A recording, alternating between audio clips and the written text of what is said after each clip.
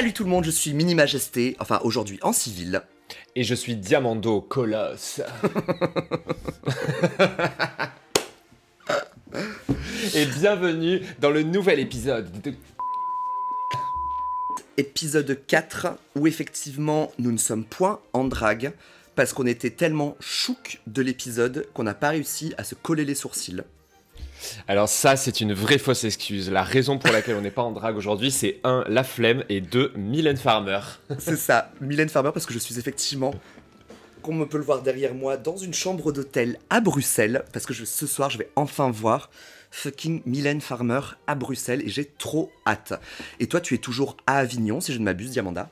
Je suis toujours à Avignon, je n'ai pas changé de chambre, il y a toujours des croûtes sur les murs, mais le spectacle se passe bien. Merci de demander, Diamanda. Okay. Diamanda, je t'ai appelé Diamanda. Mon rêve se réalise. Je suis Diamanda.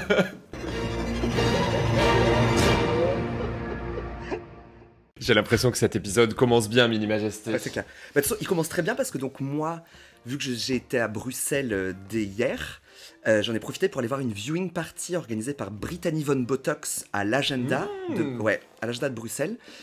Et autant te dire que les gens n'étaient pas prêts. Et moi non plus. Moi aussi, je suis encore toute pantelante et tremblotante suite à la viewing party que j'ai fait dans le lit il y a 15 minutes. Effectivement, c'est un épisode intense qui va nous donner de quoi faire. Moi, j'ai reçu quand même pas mal de DM entre-temps pour nous dire « Ouais, j'espère que vous allez parler de ça, de ça, de ça dans Kunk. » Eh bien, peut-être que oui et peut-être que non. Vous le verrez. On décide de ce quoi on parle. Exactement. Diamanda, tu nous fais un petit rappel de ce qui s'est passé dans les derniers épisodes de RuPaul's Drag Race France saison 2. Alors, il se trouve que la semaine dernière, c'était un épisode très intéressant, c'était l'épisode du Croissant Show, ce morning show dans le nom duquel il y a une bonne blague que je n'ai pas compris tout de suite. Les queens s'en sont sorties plus ou moins bien, mais en tout cas, nous avons dû tristement assister au départ de Kitty Space. Et oui, au revoir Kitty. Une deuxième victoire de Sarah Forever. Sarah Forever qui est la première victime cette année des fans de Drag Race, car les fans de Drag Race peuvent être un petit peu toxiques, comme on a pu le voir parmi toutes les saisons US. Et donc elle s'est pris une vague de haine sur les réseaux sociaux. Et du coup a décidé de faire une petite pause en expliquant qu'en fait elle ne supportait plus la pression, elle a annulé toutes ses viewing parties et tout, enfin c'est assez intense, hein. Dans la première saison on se rappelle qu'il y a eu quand même des menaces de mort qui ont été proférées envers Bertha, envers Soa de Muse, c'était assez l'enfer. J'osais espérer que cette saison 2 se passe un petit peu mieux, mais alors que là il n'y a même pas eu de drama, on a déjà une première victime, c'est normal qu'on ait des opinions et qu'on les partage entre amis. Mais de là à les afficher sur les réseaux sociaux et en taguant les personnes, ce n'est peut-être pas la peine. On parle d'une émission télé, il n'y a pas beaucoup d'enjeux de vie et de mort, donc ce n'est pas nécessaire de pousser une queen au burn-out. Donc pas bravo aux gens qui ont participé à cette mascarade, et bravo à Sarah Forever de prendre les choses en main pour sa santé mentale, pour pouvoir poursuivre la suite de cette aventure, parce que ça va être encore assez intense, hein, ça n'est pas fini, surtout si elle continue d'avoir un superbe parcours, comme elle l'a pour l'instant, elle est en tête de gondole. Les queens re-rentrent dans l'atelier pour découvrir le message de Kitty qui dit quelque chose avec des mots et des lettres, mais j'ai oublié ce que ça racontait. Cookie l'efface vraiment avec une prestance absolument incroyable. Elle est vraiment genre comme avec un gun en mode genre psh, psh, psh, psh. C'est génial, elle est en mode genre bye bitch. Alors moi je tiens à revenir un tout petit peu en arrière sur le moment où toutes les queens reviennent dans la workroom. Là je pense que la musique qui accompagne tout ça, s'ils avaient pu mettre la marche funèbre, ils l'auraient fait. On est vraiment sur une ambiance bad trip totale. Le ciel est bas, la vie est grise. Et Kitty Space est parti. Ça c'est vraiment pour nous rappeler, c'est triste, ça y est, la compétition est devenue réelle, tout le monde va partir, je sens là, ça m'a mis un feu. Est-ce que t'imagines si tous les jours dans Question pour un champion, soit QPUC, à chaque fois qu'il y avait une élimination, c'était la fin du monde, sachant qu'il y a plus d'enjeux parce qu'il y a du fric à gagner dans Question pour un champion et pas dans Drag Race. Donc tu vois, si à chaque fois on se faisait la marche funèbre, la procession funéraire à chaque fois, non mais non mais c'est quand même triste. C'est vrai que c'est quand même triste. Mais revenons à Cookie County, Lip Sync Assassin. Évidemment. On est d'accord. Hein. On est d'accord. Hein. Pour l'avoir vu perf sur scène de multiples fois, Cookie sait prendre la scène et en faire sa petite bitch. Elle brille dans Drag Race comme elle ne brillerait peut-être pas dans Question pour un champion, ou peut-être que oui, on n'en sait rien. Ou dans TLMV PSP, à savoir Tout le monde veut prendre sa place. J'ai découvert, donc là en ce moment c'était animé par Laurence Boccolini, que moi j'aime beaucoup parce que elle a une très grande butch énergie et I like it, et elle arrête de présenter TLMV PSP à la rentrée, donc je suis très triste. C'est à nouveau la catastrophe, c'est la tristesse, Kitty Space est parti, Moon est très triste. Sarah Forever annonce le classique « Je sens que j'ai une cible dans mon dos et que tout le monde veut venir me la planter ». Et en même temps, on dirait que les applaudissements pour sa victoire sont un peu doux amers. Hein. C'est un peu, tu sais, applaudissements cyniques en 3 fois. Oui, en fait, elles applaudissent avec autant de seum que nous en avons de ne pas être dans Drag Race. Exactement, sauf que elle, c'est un applaudissement et nous, on s'est condamnés à faire un podcast tout l'été. C'est ça. Nous, on s'est condamnés à devoir se lever tous les samedis pour podcaster et après passer 12h30 à monter les roches.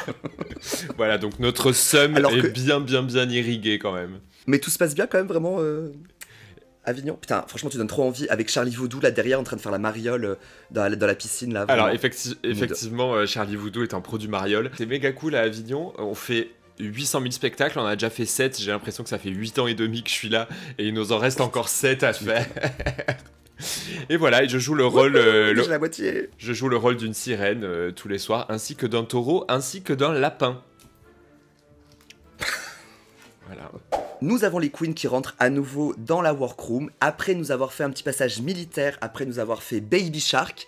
Cette fois-ci, elles font les pom-pom girls en donnez-moi un D, donnez-moi un R, donnez-moi un A, donnez-moi un G, donnez-moi un R, donnez-moi un A, donnez-moi un C, donnez-moi un E. Drag Race! Écoute, c'était le moment ou jamais, elles sont 8, il y a 8 lettres dans Drag Race, vraiment le timing est parfait. Je suis un petit peu rassuré par cette routine de cheerleading, je trouve que les références à l'armée et aux dents de la mer, c'était quand même pas très queer. Alors que le cheerleading, ça... On aurait tout aimé se faire soulever par des quarterbacks avec nos pompons. Et vous l'avez fait, Millie Majesté. Oui, je me suis fait soulever par des danseurs pendant du rugby et par des rugbymen pour faire du lancer de touche. Mais parce que toi et moi, on vient de Toulouse, donc il faut que l'on fasse ça. Toulouse, ville du rugby, mais on vient aussi de Toulouse, ville du cassoulet, et je ne vois pas trop comment on pourrait l'intégrer à une performance. Oh chérie, tu sais, on a vu des perfs pires que ça. Hein. Nikki arrive dans la workroom et Nikki continue quand même avec des outfits vraiment très beaux. Cette fois-ci, elle porte un petit crop top. Crop top is back, crop top is for everyone. Ouais, c'est ça, c'est clair. C'est que j'en ai un actuellement. Ah la chance, pas moi. Moi je suis resté sur un petit débardeur classique parce que à Bruxelles, mine de rien, il fait quand même aussi très très chaud. Est-ce que tu veux dire qu'il fait chaud type Bruxelles, genre un 15 degrés bien senti? En vrai non, mais il fait vraiment un petit peu lourd, mais c'est surtout parce que notre chambre est très petite et que nous sommes 3 à l'intérieur, donc on dégage beaucoup de chaleur quand même. Le mini-challenge de la semaine sera centré autour de l'idée de mariage. Nous célébrons les 10 ans du mariage pour tous, mais également les 10 ans de la manif pour tous, comme quoi chaque pièce a bien 2 côtés, un pourri et un moins pourri. C'était du coup il y a 10 ans, on était déjà en âge de raison, et de voir cette homophobie crasse qui s'est déversée dans les rues de la France, c'était fun. Petit mini-défi spécial mariage, où nous accueillons un drag king que j'adore, que je pense que tu connais aussi, toi, Diamanda. Évidemment, je connais Judas la Vidange, notre star nationale. Absolument, et Judas la Vidange, en anglais, parce que du coup, dans la viewing party que j'ai faite hier, elle était sous-titrée en anglais, parce que c'est possible sur WoW Presents, mais pas sur France TV. Elle était sous-titrée en anglais, et Judas la Vidange, en anglais, du coup, s'appelle Judas the Drain. Je suis sûr que ça lui plaît énormément, voilà. Judas the Drain.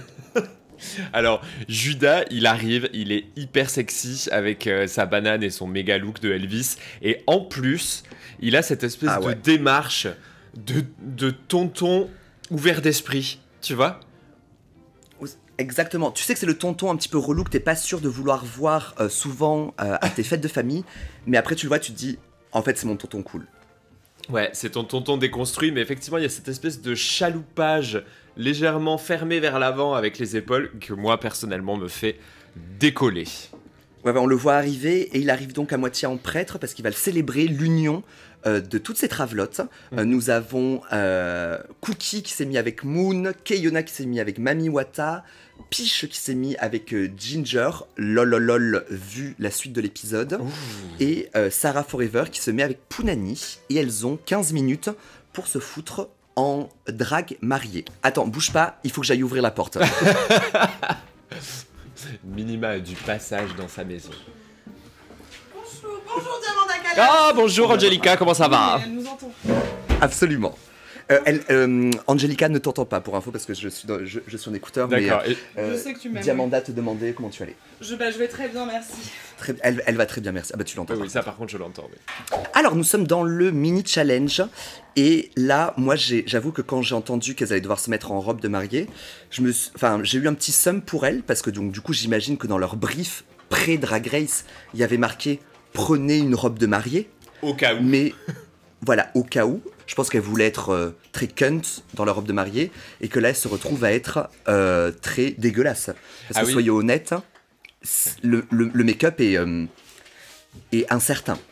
Bah, en tout cas, moi je salue l'initiative de certaines des queens de mettre un énorme râtelier. Enfin, au moins, on est sûr que tu n'avais pas l'intention d'être jolie avec ton maquillage puisque tu t'es mis un énorme râtelier. J'avoue que Cookie, en 15 minutes quand même, elle a réussi à être dégueulasse mais jolie. Et vraiment le moment où Moon lui arrache son poireau qu'elle a sur la joue là. Good TV, j'adore. On voit les queens échanger leurs vœux qui sont tous très très drôles et très fun à base de genre je t'ai rencontré il y a 24 heures, je te prends pour épouse, blablabla. Et après avoir échangé leurs vœux, elles sont unies par les liens du mariage, literally, et elles doivent participer à un de ces magnifiques jeux de mariage. Alors moi des mariages j'en ai peu fait dans ma vie, donc moi ça m'a genre quand ils se sont dit genre ah les jeux de mariage c'est tout pourri, j'étais pas très ça m'a pas rappelé de souvenirs plus que ça. Ouais, moi non plus, je suis pas spécialement PTSD de jeux de mariage parce que j'en ai pas fait énormément. J'ai l'impression que dans ma tête, je serais un peu la mercredi Adams au fond qui les regarde en disant bande de cons. Mais en fait, je pense que je serais peut-être la première personne à participer à la course en sac. Je pense que la course en sac, j'y participerai parce que je me serais déjà jeté sur le champagne pendant le vin d'honneur. Ah oui. Et du coup, je serais en mode genre ouh, j'adore jouer. Mais en fait, on n'oublie pas qu'il est 3h30 du matin et que a priori, sauf erreur, tout le monde est sobre. Ouais, c'est ça, tout le monde est sobre, mais on est en plein milieu de la nuit et elles ont juste envie d'aller se coucher et pas de se mettre à courir dans toute la workroom pour retrouver des objets qu'on leur demande. Et donc c'est très marrant cette espèce de truc de chaise musicale où elles courent attachées par les pieds ou par les mains pour aller trouver des escarpins et des collants. Alors moi je trouve que c'est quand même légèrement inégal en termes de contraintes. Être attaché par les pieds et être attaché par les mains, c'est pas du tout aussi difficile. C'est pas du tout pareil. Je sais plus qui. Il y en a qui sont attachés par la ceinture aussi. Effectivement, le degré n'est pas le même, mais à nouveau, il n'y a pas trop d'enjeux parce que c'est à nouveau un mini challenge de Drag Race France. À savoir que les personnes qui gagnent, donc Moon et Cookie Cunty, elles gagnent une pièce pas très bien montée. Ah oui, qu'est-ce que ça veut dire? C'est juste vraiment genre des chouquettes quoi. C'est même pas des choux avec du caramel qui drippe tout ça. C'est vraiment genre des chouquettes. Est-ce que tu dirais même que c'est des chouquettes? C'est des chouquettes, tels nous après avoir regardé cet épisode. Exactement, et la chouquettité ne va faire que monter pendant qu'on regarde cet épisode, car l'annonce du Maxi Challenge vient de se faire et oh my fucking god. On est à ce challenge tant aimé / tant redouté, à savoir le Snatch Game. Un épisode charnière qui va décider qui est queen et qui est seulement une princess. Et on a parlé déjà un petit peu de nos personnages, toi tu ferais Attends, qui c'est que t'as dit que tu ferais? Alors, moi j'avais Armand Altaï et Brigitte Fontaine, du coup je vais devoir faire Armand Altaï. Tu vas devoir faire Armand Altaï parce que Brigitte Fontaine va être fait dans cette édition de Snatch Game. Mes personnages de prédilection ne sont pas faits, donc j'ai encore la possibilité de le faire si jamais je suis pris dans les prochaines saisons. En attendant, je bouffe mon seum de pas être avec elle. Oui, exactement. Bouffons notre seum en nous imaginant faire des imitations de Evangélie, par exemple. Ça vient de me traverser et j'ai l'impression que je pourrais faire quelque chose d'acceptable avec Evangélie. Je sais pas qui c'est, parce que pour moi, chaque fois, quand j'entends Evangélie, j'ai l'impression que c'est celle qui a chanté Ève, lève-toi et danse avec la vie. Puis après, je me rappelle que c'est Julie Pietri et que ce ne sont pas les mêmes personnes. C'est vrai que la dernière fois qu'on a fait un bingo, on a fait un lip sync sur Avant de partir de Evangélie et que tu n'avais jamais entendu cette chanson de ta vie. Tu sais que je l'ai instantanément oublié. Hein. Je me rappelle même plus de l'air de Avant de partir. Attends, c'est comment? Ça fait comment? Quand ta tête me dit le contraire de mon cœur, mes mains se souviennent de ce moment. Le Snatch Game est annoncé et en même temps que le Snatch Game qui est annoncé, on a les invités de cette semaine qui ne sont autres que Eddie de Pretto et Amanda Lear, que j'ai vu récemment au dîner de la mode du site Action, qui étaient assis en face l'un de l'autre et qui n'ont pas pipé mot sur le fait qu'ils avaient participé dans Drag Race ensemble, en même temps. D'un côté, c'est normal parce que je ne leur ai pas parlé, donc je n'ai pas pu savoir s'ils y étaient. Ça a dû être compliqué pour Eddie de Pretto et Amanda Lear de conserver ce secret de Polichinelle. Mais avant tout, je me demande si ça vaut pas le coup pour les auditrices et les spectatrices du podcast de rappeler ce que c'est le Snatch Game, parce que beaucoup de gens ne regardent pas Drag Race et regardent seulement Cunt. Bien sûr. Le Snatch Game, qu'est-ce que c'est? C'est une parodie d'un jeu télévisé où les queens doivent imiter un personnage et donc refaire un petit peu ce qu'on appelle dans notre art du transformisme, à savoir l'imitation parfaite d'une personnalité morte ou vivante. Nikki va poser des questions à nos deux juges invités, des questions avec un blanc au milieu. Et je parle pas de Nikki Doll, mais avec genre un trou. Et je parle pas de Nikki Doll non plus. Avec un espace à compléter. Par exemple, genre Diamanda Callas, après avoir été gothique, tu as décidé de devenir blank. Et il faut compléter. Les jurés complètent. Et ensuite, on passe aux célébrités qui donnent leurs réponses pour savoir si la réponse correspond à ce que la célébrité a donné, sachant que, en vrai, on s'en contre-tape de savoir s'il y a un match ou pas. Le plus important dans le Snatch Game, c'est de nous faire rire. Absolument, et rire nous allons. Je me permets quand même de répondre à ta question, à ton texte à trous. J'ai été gothique et à présent je serai fromajousse. Fromajousse qui est un terme que j'ai appris ici à Avignon et qui désigne ces personnes qui font des bolasses et qui ont un chien qui s'appelle Kevlar. Donc moi avant quoi? Moi au lycée. Oui, pendant que toi t'étais une gothique rockstar, moi j'étais un fromajousse. Ah oui. Incroyable. Tu sais que j'ai refait des bolasses sur scène pour la première fois il y a 2 jours. J'ai vu la story et j'ai un peu pissé de joie. Ouais.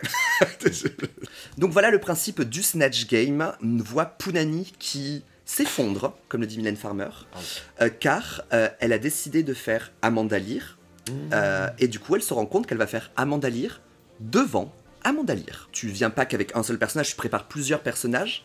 Et là, quand même, la Zouza s'est dit non, je vais pas prendre mon deuxième personnage, je vais faire Amanda Lear devant Amanda Lear. Et ça, je trouve c'est très Ah bah ça c'est sûr qu'il faut avoir la névrose nécessaire.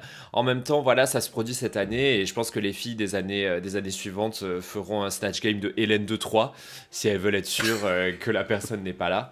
En tout cas on sait maintenant que c'est un risque qu'on encourt.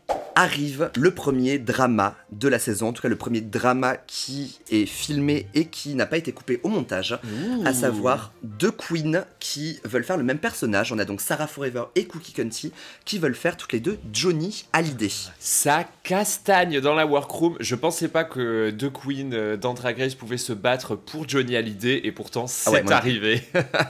Non mais vraiment genre... Je m'attendais à ce que se battre genre pour Affida Turner ou quelqu'un d'autre, mais franchement, quand j'ai entendu que c'était sur Johnny qu'elle se battait, j'étais genre, quoi? Non mais, non mais évidemment. Non mais ceci dit, moi je trouve que dans toutes les franchises de Drag Race, on se retrouve toujours avec la même dispute parce que somehow, sur toute la disponibilité des célébrités dans le monde, tout le monde en choisit toujours des pareils. Moi je trouve que c'est pas grave d'avoir 2 fois la même personne dans un Snatch Game. Moi non plus, je pense que ça aurait été un bon truc, forcément on les aurait jugés et comparés. Mais c'est encore plus challengeant et je pense que ça aurait été une bonne idée. Enfin, j'aurais bien aimé voir de Johnny. C'est Cookie Cunty qui va faire Johnny Hallyday parce qu'elle ne veut pas lâcher l'idée. Elle ne veut pas lâcher l'idée de Hallyday. Et en vrai, je la comprends parce que elle a passé les 2 dernières semaines dans le bottom. Son premier choix, c'était Johnny Hallyday. Donc, je comprends qu'elle se batte pour l'avoir. J'ai l'impression que l'argument n'a pas été exposé clairement, mais il est pourtant excellent. Il est de dire, je viens d'être dans le bottom 2 semaines d'affilée, s'il te plaît, laisse-moi mon choix numéro 1, toi qui as déjà gagné 2 fois. Il faut quand même pas oublier qu'on est dans la cocotte minute de Drag Race et que les émotions, à mon avis, se gèrent comme si on devenait de nouveau un enfant de 5 ans. Donc à mon avis, c'est pas possible de gérer ça mieux, mais il existe peut-être un univers où Sarah aurait pu dire, tu sais quoi, je vais faire Laetitia. Oh, imagine, ça aurait été incroyable que son deuxième personnage c'était Laetitia. Ça aurait été trop mignon. Ou sinon qu'elle dise, bah, tu sais quoi, en fait, je vais jouer Jean-Philippe Bouzin, sosie de Johnny Hallyday au fin fond du Vaucluse. Ça aurait été fun. Mais bon, le stress, tout ça, à nouveau, il est maintenant 3h45 du matin. Elles sont debout depuis 8h30 de l'avant-veille. Donc les émotions sont assez fortes. Alors, ce Snatch Game, on avait Cookie Cunty qui a fait Johnny Hallyday, du coup. On a Pounani qui fait Amanda Lear. Keyona qui fait Affida Turner. Ginger Beach qui fait Victoria Silverstead. Peach qui fait Geneviève de Fontenay. Moon qui fait Brigitte Fontaine. Mami Wata qui fait Shona Sand. Et Sarah Forever qui du coup a pris son deuxième choix, à savoir Françoise Sagan. Quelle est pour toi genre la meilleure des idées? Brigitte Fontaine, évidemment. Bien sûr, moi aussi. Brigitte Fontaine, évidemment, mais je trouve que Françoise Sagan, c'est une très bonne idée. Françoise Sagan, c'est aussi une très bonne idée parce que je me rappelle vraiment, c'était un des premiers bouquins que j'ai vu sur la table de chevet de ma mère. Ouais, il y a moyen, à mon avis, de faire des trucs avec un personnage intellectuel, c'est assez drôle. Genre, je me rappelle que ma mère lisait ça et puis elle lisait aussi... comment ça s'appelait? Christiane F, 13 ans, droguée, prostituée, je crois que ça s'appelle, c'est ça? Oui, Christiane F, effectivement. Bon, on a compris que votre mère était une intellectuelle. Inutile de brag sur vos origines privilégiées, Mini Majesté. Oui, du sud de la France. Qu'a-t-on pensé de ce Snatch Game? Alors, moi je dirais dans les grandes lignes, déjà par rapport aux participantes, nous avons une Amanda Lear qui est à fond. Et nous avons un Eddie de Pretto qui est relativement obsédé par la génitalité des drag queens. Certains choix m'ont laissé complètement dérouté. Il y a eu des choix assez vintage, assez rétro, type Victoria Silverstead. Ouais, Silverstead. J'y aurais personnellement jamais pensé parce que je n'ai plus pensé à elle depuis un certain temps. Et Shona Sand, c'est assez pareil. Des personnes qui ne sont plus vraiment dans l'actualité. Cookie Cunty en Johnny Hallyday. Alors moi je salue le maquillage, mais je ne suis pas étonné de Cookie car on sait qu'elle se maquille vraiment à la perfection, elle a fait vraiment de tout dans les maquillages, donc la personnification en elle-même est très réussie. Elle a choisi quelqu'un qui n'est plus sur la terre mais quand même est toujours donc, au cœur de l'actualité. Moi je trouve que c'est un choix très chouette et très intéressant. Absolument, alors effectivement, donc c'est pas au niveau de la réalisation, c'est pas ultra bien réussi dans la drôlerie. On rappelle cependant que nous regardons une émission télé. Le Snatch Game il dure quoi, 10 minutes, je pense. Le tournage dure bien plus longtemps, donc on nous montre ce que l'on veut que l'on voit. Mais ce que l'on voit de Cookie n'est pas très drôle. Je pense que l'injonction à devoir répondre de façon comme ça volleyball à Nikki, en fait, c'est pas fastoche quoi. Je pense que si tu rentres une demi-seconde dans ta tête, c'est cuit. Pounani, déjà en transformation, vraiment un maquillage parfait. Ouais, incroyable. Et elle fait ce qu'il faut faire au Snatch Game, j'ai l'impression, c'est-à-dire prévoir un truc à faire quand tu ne sais pas répondre à la question. Exactement. Elle nous sort des trucs de son chapeau qui ont été préparés à l'avance, mais elle arrive à très très bien les placer, ce qui ne sera pas toujours le cas pendant ce Snatch Game avec d'autres concurrentes. En tout cas, moi au niveau de la voix, elle m'a impressionné. Et tout ce jeu de donner son numéro de téléphone, sa chambre, ses petits clins d'œil à la caméra. Non, Parfait. La Pounani, elle ressort avec tout son intellect parce que tout est très très bien placé et pensé. Est-ce que j'ai préféré Pounani à Amanda Lear? Oui. Contrairement à Keyona qui donc du coup fait Affida Turner qui en fait... Affida Turner elle est tellement over the top que j'ai trouvé que Keyona dans ce qu'on a vu en tout cas c'était under the bottom. Elle a préparé son Rolodex de blagues et de citations et tout ça, et elle les a placées au hasard, sans vraiment répondre aux questions. Elle aurait pu répondre aux questions à la façon d'Affida Turner, plutôt que de répondre des phrases d'Affida Turner à des questions qui n'avaient rien à voir. On voyait pas tout, et c'est la même chose je trouve pour Ginger Beach en Victoria Silvstead, où elle avait déjà prévu ces trucs de genre... tu sais, son nouveau produit là, tu le manges, tu le chies, je sais pas quoi. Ça n'avait aucun rapport. Mais moi, je l'ai trouvé pas si mal dans le Snatch Game. En vrai, tu sais, quand elle a proposé son laxatif, là, juste avant, sur le panneau, elle avait marqué nouveauté. Moi, je trouve que c'est très drôle. Oui. Elle avait à la fois tout pour elle et pas tout pour elle, parce qu'on sait pas exactement qui elle est, cette Victoria. Enfin, moi, en tout cas, je connais pas vraiment sa personnalité. Donc, elle pouvait partir absolument n'importe où. Effectivement, c'était peut-être un peu simple. Mais aussi, il faut dire qu'on vient de re-regarder le Snatch Game en x2 et qu'en x2, d'un seul coup, tout le monde était drôle. Nous avons ensuite Piche qui fait Geneviève de Fontenay. Donc, la réalisation au niveau du make-up, tout ça, ok. Le premier gag de en fait, j'enlève mon chapeau et j'ai une espèce de petite touffe. Très fun. Mais en fait, elle a commencé tellement haut qu'ensuite c'était dur de garder le niveau, et moi elle a fait ce qui me sort un petit peu du Snatch Game, c'est en fait j'avais l'impression de voir Piche, j'avais pas l'impression de voir quelqu'un d'autre. Le choix de Geneviève de Fontenay, il est hyper cool, c'est une super bonne idée. Bravo. Quand on la voyait serrer des dents et sourire en serrant des dents, c'est effectivement Geneviève de Fontenay, mais on a déjà vu Piche le faire plein de fois, et ouais, ça m'a un petit peu sorti du personnage. Moi je trouvais ces réponses, en fait j'en ai trouvé aucun catastrophique. Non. De ce qu'on a vu, c'était plus ou moins bien, mais il n'y en avait aucun qui était catastrophique, et même celui de Piche, alors que ça sera un petit peu la catastrophe pour elle ensuite, c'était ok. Quand t'es une funny queen, on te dit sois drôle tout de suite. Et c'est un peu glaçant quand même. Moon, par contre, en Brigitte Fontaine, mais alors, mais je pense que on est en train de tomber encore plus amoureuse de Moon, si c'était possible. Ouais. Et elle est smart as fuck en répondant aux questions, par exemple, genre Nikki qui essaie de la piéger en disant Brigitte, vous avez chanté L'âme dans l'eau. Est-ce que vous pouvez nous en chanter un petit bout? Non. Et Moon qui répond ah non. Je pense qu'elle s'est laissée habiter par l'esprit de Brigitte Fontaine et qu'elle a répondu exactement comme Brigitte Fontaine l'aurait fait. Intelligent, c'était juste ce qu'il fallait, c'était hilarant et surtout c'était très bien réalisé en termes de transformisme pur, moi j'y ai cru. Ouais, grave. Comparé à Shona Sand, moi j'avoue c'est quelqu'un que je connais, enfin genre Jenny J et Shona Sand, je connais pas du tout. Est-ce que c'est celle qui dit tu es une pute et tu resteras toujours une pute? Ah, c'est elle. J'en ai pas la moindre idée, mais bon c'est un choix. Non, si, c'est ça. On me dit dans l'oreillette, à savoir Sonia Laurent qui est devant moi, que c'est bien ça. Moi j'avoue que c'est un petit peu, enfin son Snatch Game est un petit peu passé sous le radar, Mami Wata, ce qu'elle a fait. C'était, enfin je pense qu'en plus on l'a très peu vu, ils l'ont très peu montré, donc c'était un petit peu genre, ok. Ouais, ainsi soit je, ainsi soit-il, quoi. Ouais, exactement. Merci Mylène. Et bien sûr Françoise Sagan. Alors moi Françoise Sagan, j'ai trouvé ça plutôt cool. 2-3 réponses légèrement nerveuses.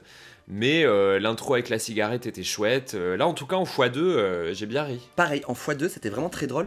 On m'a à nouveau dit dans l'oreillette, en le nom de Poulette avec Kiki, une drague avec qui j'ai regardé l'épisode hier soir, que François Sagan avait l'habitude de parler vraiment à 300 à l'heure.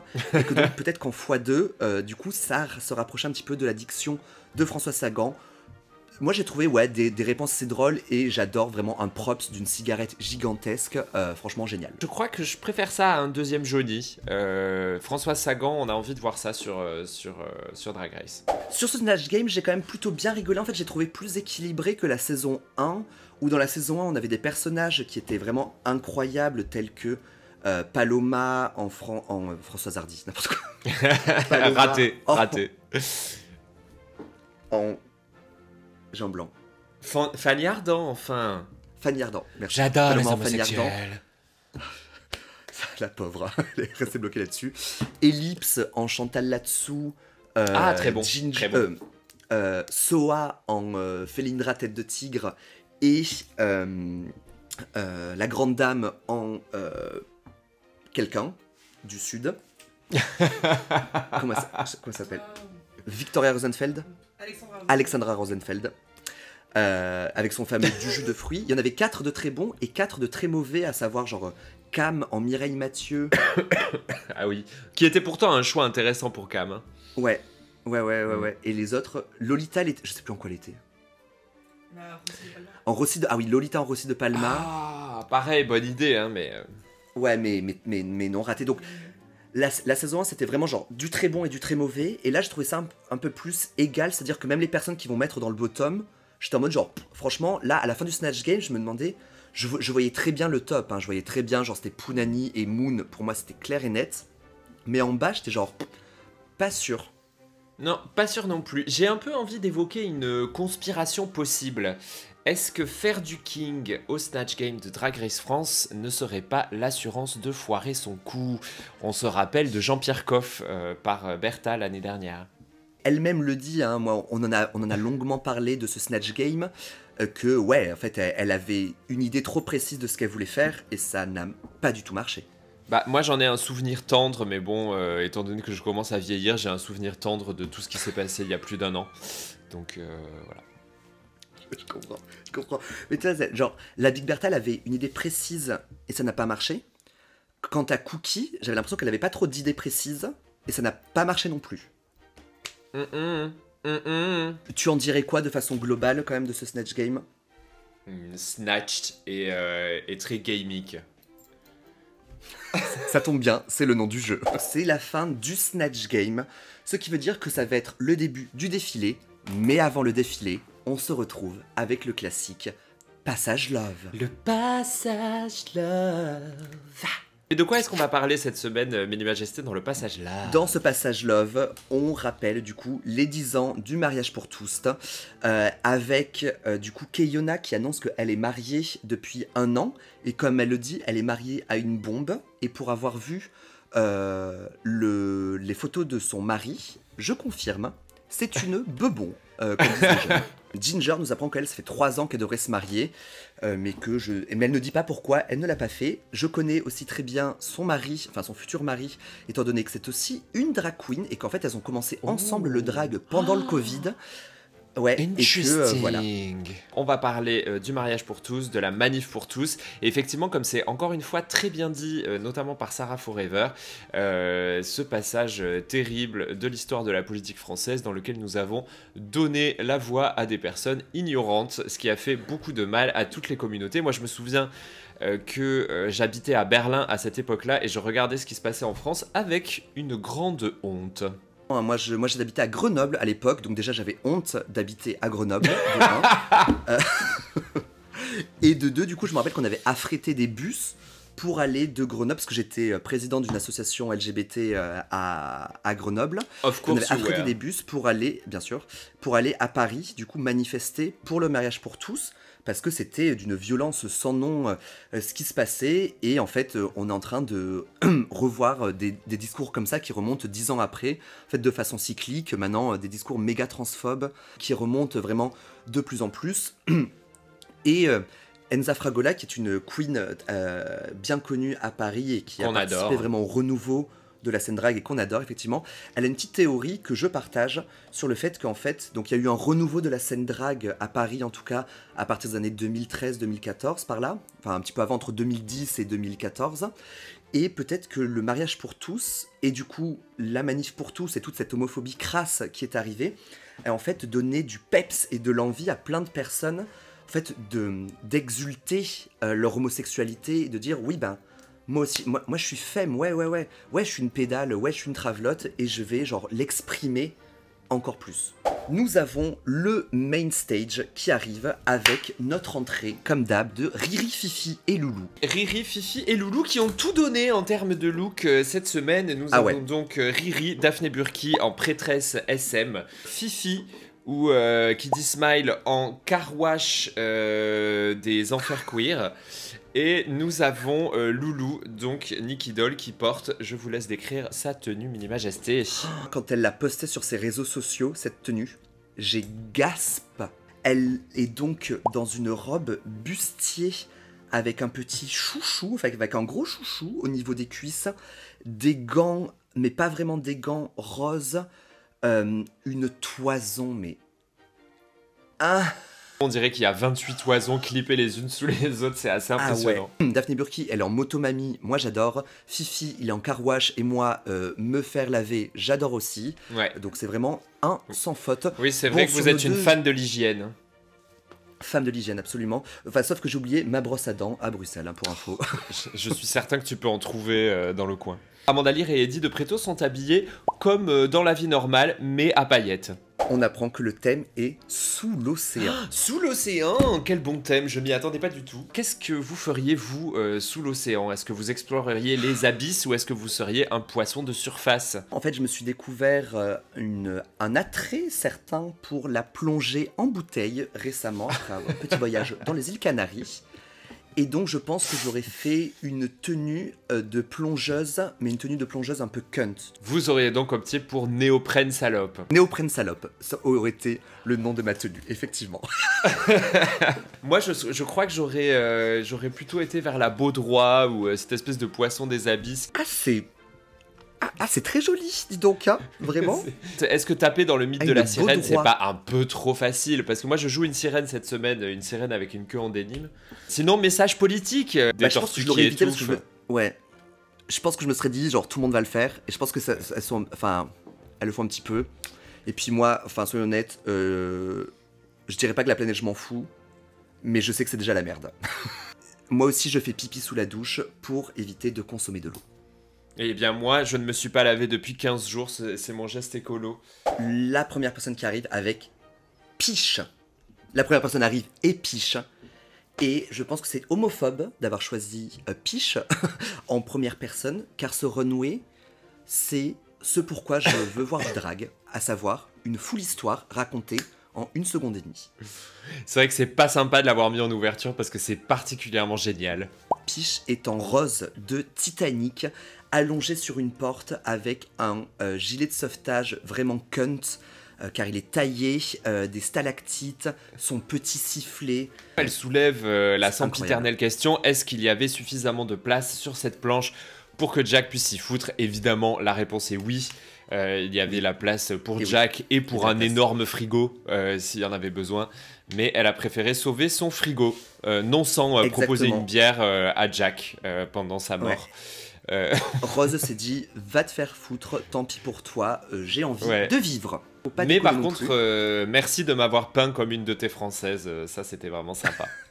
Faire une sculpture d'une reproduction du visage de Leonardo DiCaprio avant ses 25 ans, c'est quand même un gros slay. Soyez honnête, non mais c'était une tête à perruque, hein, coupée en deux et collée, hein. Mais franchement c'était génial. On adore les looks bigou, est-ce qu'on va en voir d'autres? On l'espère. Eh ben, on voit même un look encore plus bigou, hein. Je pense que le look qui arrive ensuite, c'est celui de Pounani. Il ressemble un petit peu à mon débardeur, mais mieux fait. Fabulous trash bag, couture meets barrière de corail. Oui, effectivement, bah je te rejoins là-dessus. J'ai l'impression qu'on récupère un petit peu du look de l'épisode 1, cette espèce de patchwork avec beaucoup de couleurs et tout ça, dans une forme un petit peu genre... Ouais, je suis une fashion méduse vaporeuse et entourée de tissu, mais quand ça fonctionne, ça fonctionne. Et le look d'après, je trouve qu'il fonctionne aussi, étant donné qu'il s'agit de Moon qui arrive en méduse. Elle le décrit comme une stripteaseuse et la reine alien, ce qui me va bien, car on sait très bien qu'il y a des aliens sous l'océan. Et oui, ainsi que des stripteaseuses. Et bien évidemment. On va lui reprocher que sa lingerie est un petit peu trop simple. Moi, je suis pas foncièrement d'accord, moi ça me convient. Non mais le problème n'est pas qu'elle soit simple, c'est assez joli, elle est passée chez Intimissimi avant de venir, mais juste un maillot de bain eût été un poil plus pertinent. Vous êtes perspicace, Diamanda. Mais c'est parce que je passe ma vie en maillot de bain en ce moment, donc je commence à m'y connaître, et oui, c'est le luxe. T'as raison. Moon a cet accessoire très camp, à savoir la petite poche dans laquelle normalement il y a un petit poisson rouge que l'on gagne à la pêche au canard à la fête Saint-Michel à Toulouse. Ouh. Et là c'est un petit humain à l'intérieur et ça vraiment très drôle. Politique. Sarah Forever qui arrive dans une tenue de boîte à sardines. Comme l'a dit Patrick Sébastien, ah là là, qu'est-ce qu'on est serré au fond de cette boîte. Entre l'huile et les aromates. Absolument, et j'adore vraiment comment elle arrive en faisant genre comme si elle faisait de la canne à pêche, c'est vraiment génial. Et elle révèle en dessous, bien évidemment, qu'est-ce qu'il y a dans une boîte à sardines. Il y a Sarah Forever et une sardine. C'est super camp, donc ça, c'est ce qu'on adore. Ouais, on adore. D'ailleurs, le jury a précisé que c'était la tenue la plus camp qu'ils avaient eue sur le runway, tout en oubliant légèrement qu'il y avait eu la tombe de Dalida la semaine dernière. Mais bon. Oui, c'est clair. La boîte à sardines, c'est cool. Je signe. Miam miam. Miam miam, malheureusement, glou glou pour la queen qui arrive ensuite, à savoir Ginger Beach. Non. Non. Effectivement. Alors, soit le brief a été différent, soit elle l'a mal compris, soit c'est une tenue qu'elle avait prévue pour autre chose. Ouais, je sais pas. Voilà. Il y a effectivement Baleine sous gravillon et surtout la wig qui ressemble énormément à une wig que la grande dame a déjà portée, mais pas exactement pareil. C'était pas terrible. De la même façon que la tenue qui arrive ensuite, c'est celle de Mami Wata, qui arrive en Bob l'éponge. Ouais. Une très bonne idée, parce qu'effectivement, Bob l'éponge, personnage très queer, bien emblématique et bien joli. Une réalisation qui laisse à désirer. J'avais l'impression de voir un petit déguisement d'Halloween. Je te trouve dur, c'est vraiment Mami Wata dose SpongeBob, quoi. Alors, je n'ai rien contre Halloween, hein. Halloween, ça reste quand même gay Christmas, mais ouais, là, je sais pas, là, j'aime beaucoup la toison, jaune, la crépue, comme ça, c'est cool. Le maquillage est cool aussi, mais, je sais pas, il me manque des choses. Pookie Cunty ensuite qui arrive et qui l'a Slay Toi à nouveau parce qu'elle montre que le stage elle connaît. Elle arrive dans un énorme manteau glacier avec en dessous une tenue blanche. Alors est-ce que c'était sous l'océan ou sous l'avalanche? Le thème, je ne suis pas sûr, mais en tout cas c'est splendide. La toison. Donc ouais, du cunt maximal hein, pour Cookie Cunty. Et en plus à l'intérieur elle est en écume. Et la dernière arrivée sur le runway, si je ne m'abuse, maintenant il s'agit de Keiona qui arrive en méduse. Oui, Keiona qui arrive en méduse, une méduse, donc toujours une tenue blanche qui se lit donc mal sur le runway, avec quand même pas mal de texture. Moi je trouve que c'est hyper cool, mais je me demande si c'était pas mieux en vrai. Je pense que c'était mieux en vrai, que ça lit pas bien à la télé. Le moment où elle enlève le haut de sa tenue pour révéler son make-up qui est bien évidemment magnifique. Ouais, je pense que ça lisait mieux en vrai qu'à la télé, où j'étais en mode... ça faisait un petit peu plastic bag plus. Ouais, mais franchement, rien que pour ce mug et cette perruque, c'est un cunt absolu. C'est splendide, c'est magnifique. Sa tenue a apparemment été faite par un certain JB AC. Eh ben, bravo Jean-Baptiste. Bravo JB. Alors, c'était un runway qui était plutôt réussi. Des références à 360. Ouais, moi, j'ai assez de Nutella sur ma tartine cette semaine. Tartine, Nutella, couteau à beurre, gravier, problème d'acné. Faux sein en silicone. Oui, roi cutane. En fait, je dis ça parce que j'ai du roi cutane sous les yeux. Et aussi barre de céréales naked à moitié entavée. On remarquera quand même une critique de Amanda Lear sur la tenue de Ginger. Attends, j'attends de la retrouver, mais c'était épique. J'attends d'avoir la phrase exacte parce que c'était vraiment scandale. Ouais, vraiment, tout le monde dans le bar. Tout le monde a gasp et a un peu boué Amanda Lear. Non mais... Et sa remarque très acerbe. Mais brutal honesty, elle a quand même la trempe nécessaire à donner un avis tranchant. Ah oui, tranchant et tranché, hein, là pour le coup. Et je pense que je sais pas comment Ginger s'est pas évanouie instantanément sur scène. J'ai une petite théorie à te soumettre. Je t'écoute. Est-ce que tu penses que ce serait possible que Ginger se soit dit « Je dois lip-syncer cette semaine ». Therefore, je vais prendre une tenue qui n'est pas dans le thème, mais dans laquelle je peux lip-syncer. Non, girl, franchement... Son Snatch Game était plutôt bon, donc c'est vrai que non, ça peut pas être une excuse, mais c'est vrai que si tu sais que tu dois lip-syncer et que ta tenue que tu as prévue est un bordel papos... Oui, autant changer quoi. Ouais, autant changer. C'est assez difficile d'y voir clair parce que y a tout un tas de raisons pour lesquelles telle ou telle queen pourrait se retrouver dans le bottom. Mais effectivement, qui va s'y retrouver, ce sera Peach et Ginger Beach. Alors ça, moi de mon côté, ça a causé quasiment une émeute dans le bar dans lequel on était. Hein, c'était assez... Enfin, tout le monde gaspait. Éruption cutanée, eczéma, maux de ventre.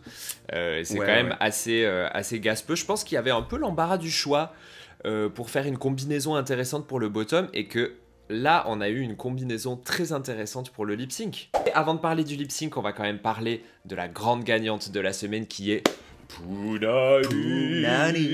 Et vraiment, on est ravis de voir une victoire de Poonani. Ça y est, franchement. Trop content, super mérité. Enfin, en fait, moi, ça aurait été Poonani ou Moon. Pour moi, c'était ok. Je pense que s'il y a peut-être quelque chose qui a fini de faire ticker la case que c'est Poonani qui allait gagner, c'était peut-être sa tenue. Bah ouais, évidemment. Mais très bonne semaine pour Poonani. C'était magnifique. Ouais. Et gagner le Snatch Game en personnifiant Amanda Lear devant Amanda Lear. Ouais, c'est du slay panoramique à 360 degrés. Ah ouais. On a quand même le sum de Keiona. Alors moi je pense que c'est un sum accumulatif parce que effectivement ça fait quelques semaines qu'on se dit Keiona elle est à 2 doigts. Mais effectivement cette semaine quand même pour moi, même si c'était très sympa et très rigolo, ça arrivait quand même pas au niveau de Amanda Lear ou de Brigitte Fontaine. Pareil, de façon empirique, aujourd'hui j'ai pas trop le seum pour Keiona, mais de façon relative, oui, parce que il faut qu'elle gagne à un moment donné. Lip sync, hein, donc gasp, que va-t-il se passer? Ginger contre Peach qu'on a vu quand même faire déjà 850 saltos sauts périlleux dans tous les sens, mais qui cette semaine est en robe un petit peu gênante. C'est vrai qu'on se demande ce qui va se passer et à la fois on se le demande pas trop puisque Peach nous le dit. Ce qui va se passer, c'est qu'elle va enterrer sa concurrente, mais aussi qu'elle va galérer. Donc on ne sait pas exactement sur quel pied danser, si je peux me permettre le jeu de mots. Mais voilà, on va probablement assister à un assassinat sur scène. En tout cas, telle est la promesse faite par Peach. Est-ce que cette promesse est tenue? Est-ce que cette promesse est tenue? Non. Car la chanson du lip sync c'est Je vais vite de Laurie. Et donc chanson que moi j'apprécie énormément. Gros potentiel pour cette chanson, c'était quand même Laurie fait de la tectonique. Ouais, vraiment. Laurie fait de la tectonique et elles sont quand même sur donc une scène qui est immense. Et pour moi c'était l'occasion d'aller vite, mais dans tous les sens. C'est-à-dire que moi je voulais les voir courir dans tous les sens. Je me demande si en fait je pense qu'on n'a pas tout vu parce que je trouve qu'on voit énormément les queens derrière et le jury versus les meufs. Donc j'étais genre, on voit pas grand chose. Il y a forcément un truc qu'on a loupé parce que Nikki a quand même précisé ça c'est du lip sync pour un lip sync qui à mon sens valait un 5 sur 10 grand max. Donc à mon avis il y a des trucs qu'on a loupés. Ginger m'a fait rire. Ginger elle a sorti ses cartes en disant bon, j'ai pas le backflip double Mawashigeri contrôlé dans ma boîte à malice, mais par contre je sais être drôle et elle l'a fait et ça a été récompensé. Ginger l'emporte, elle reste dans la compétition et Peach le jury t'écoute éliminé et ça c'est le gag total. Ils ont commencé à faire Ginger et donc tout le monde savait qu'après ça allait être genre chanter tu restes. Personne n'a applaudi genre dans le bar ou quasiment peu parce que tout le monde du coup comprenait que c'était Peach qui allait partir et était en mode genre bah non c'est pas possible. Et pourtant si c'est possible car effectivement il n'y a pas de double chanté et Peach se taille et part de la compétition. Bravo, Piche, félicitations. Tu nous as fait pour moi des crépons quand même spectaculaires. Ton arlésienne qui devient Matador et ce crépon de Rose/Jack. Ouais. Et on se rappelle en premier épisode son super drag en costard. Elle a toujours conservé son Ah ouais. tout au long de la saison. Donc effectivement, c'est une élimination choquante, mais on se rappelle que la saison dernière, à cette place-là, il y avait Cam, et que donc c'est potentiellement la place des Legends. Donc il y a quand même... Peut-être, c'est vrai. Il y a quand même bien moyen que la postérité post-Drag Race se passe très très bien pour Piche. J'ai eu la même réaction que l'année dernière quand Ellipse s'était fait éliminer, où j'étais en mode genre, bah non. Chouki bah là, Chouka, pareil, Chou de Bruxelles. Bah Chewbacca. Ouais. Chou de Bruxelles, hein, que je n'ai pas encore mangé, bien évidemment, parce que j'ai beau être à Bruxelles, j'ai bouffé que des frites et des gaufres. Oui. Ce qui fait que je suis absolument ballonné as fuck. Alors moi, si vous êtes 3 dans une chambre de 12 mètres carrés, je vous déconseille les choux de Bruxelles. Mon Piche s'en va et a quand même une phrase de sortie vraiment géniale parce qu'elle est adaptée à sa tenue. Elle dit « Je n'ai pas trouvé le cœur de l'océan, mais j'espère avoir trouvé le vôtre. Et ça a vraiment cette trop belle phrase. Ouais, ça c'est le titre d'une chanson de Metal Emo, minimum. Elles sont plus que 7, hein. Elles sont plus que 7 et à nouveau, it's getting fucking real. Ouais, plus que 7. Ça veut dire qu'on a encore 5 semaines de podcast à faire. Eh ben... Et on n'est pas sorti. Hein. On n'est pas sorti de l'auberge. Non. Par contre, qui va sortir de l'auberge? Nos cunts d'or que nous allons remettre. Évidemment, et on va commencer par le crépon d'or. Le crépon d'or qui, cette semaine, est attribué à qui pour vous, Pour Mini moi, Majesté? il s'agit de Piche. Crépon d'or pour Piche, sans hésiter. Moi, je vais mettre un crépon d'or à Pounani et 2 crépons d'argent ex aequo entre Cookie Cunty et Piche. Le 1 d'or. Il sera attribué à Moon. Mais je vais le donner moi à Pounani d'avoir eu le cran et d'avoir eu le de faire Amanda Lear devant Amanda Lear. Eh ben moi ça je vais le passer dans Névrose. Mon Névrose d'or va à Pounani pour avoir fait Amanda Lear devant Amanda Lear. Eh bien moi je mets le Névrose d'or comme toutes les semaines à Sarah Forever. Oui, c'est vrai. Et pour finir, la toison d'or, pour moi, sera pour Cookie Cunty, avec cette toison qui, j'imagine, a été faite par Jean-Baptiste Santens, qui est phénoménale. Toison d'or pour Cookie. Bravo les queens, c'était un épisode très excitant. Celui de la semaine prochaine le sera-t-il autant, Mini Majesté? Et oui, on apprend que la semaine prochaine, pour la première fois dans Drag Race France, il y aura un Rousicole. Un Rousicole qui est donc vraiment un musical avec des travelottes. Ouais. Et j'ai super hâte. Arrêtez de passer un bon moment l'été, passez tout votre été devant YouTube s'il vous plaît. Ouais. Regardez-nous, écoutez-nous, partagez-nous, mettez-nous des notes dans tous les sens. Voilà, avant de te souhaiter un excellent concert de Mylène Farmer, Mini Majesté, je vais te demander de me dire où est-ce qu'on peut te trouver sur les réseaux sociaux.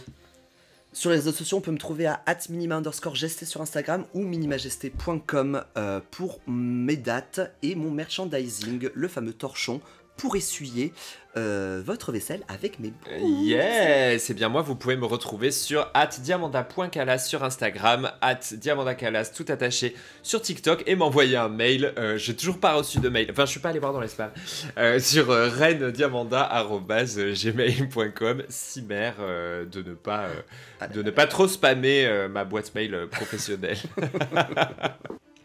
Hâte de voir tout ça, en attendant, hâte que tu passes une bonne semaine. Moi j'ai hâte de passer un très bon concert de Mylène Farmer. Yes. Et je m'en vais courir au stade du Roi Baudouin pour pouvoir aller voir Mylène. Très bien, alors pense à t'hydrater, pense à faire pipi avant d'y aller. Bonne soirée et gros bisous à tout le monde. Et on se retrouve la semaine prochaine pour... Bye bye. Bye. Ouh, ah.